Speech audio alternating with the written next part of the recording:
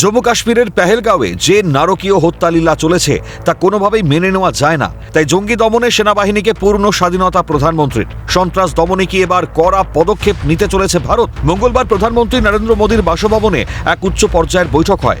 উপস্থিত ছিলেন কেন্দ্রীয় স্বরাষ্ট্রমন্ত্রী অমিত শাহ, প্রতিরক্ষা মন্ত্রী রাজনাথ সিং, জাতীয় নিরাপত্তা উপদেষ্টা Ajit Doval, chief of defence Anil Chauhan এবং 3 বাহিনীর প্রধানরা।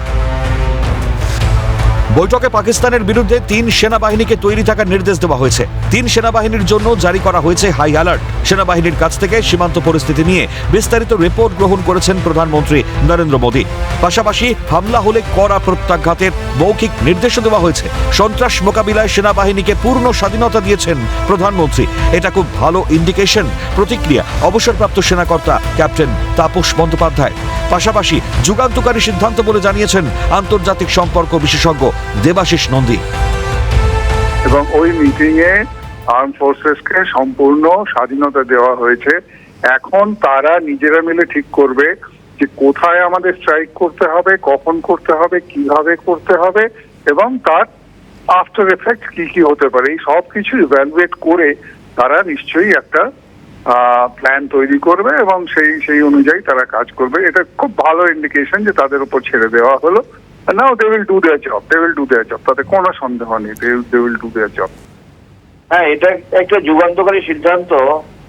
সাধারণত রাষ্ট্রপ্রধান বা সরকারের প্রধানমন্ত্রী ইউজুয়ালি ভারতের ক্ষেত্রে খুব কম ক্ষেত্রে দেখা গেছে এরকম স্বাধীনতা দিয়েছে। অর্থাৎ ভারত সরকারের যে একটা প্রতিজ্ঞা পাকিস্তানকে জবাব দিতে হবে তার একটা বহিঃপ্রকাশ। সুতরাং আমার মনে হয় ভারত খুব ভেবেচিন্তে স্ট্র্যাটেজিক্যালি এগোচ্ছে, ভালো প্রিপারেশন নিয়ে।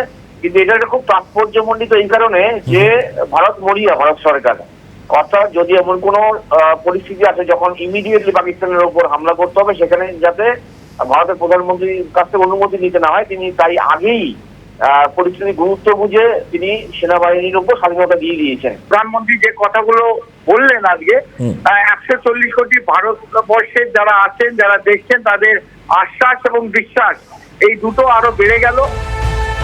টানা 2 দিন ধরে প্রধানমন্ত্রী নরেন্দ্র মোদীর বাসভবনে একের পর এক উচ্চ পর্যায়ের বৈঠক।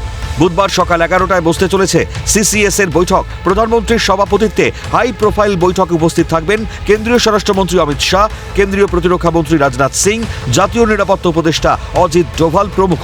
এই প্রেক্ষাপটে দাঁড়িয়ে প্রশ্ন উঠছে, তবে কি বড় কোনো অভিযানের প্রস্তুতি নিচ্ছে ভারত? যুদ্ধের দামামা বাজতে চলেছে? দেশ জুড়ে জল্পনা তুঙ্গে। ইন্দ্রাণী দাশগুপ্তের রিপোর্ট, ক্যালকাটা নিউজ।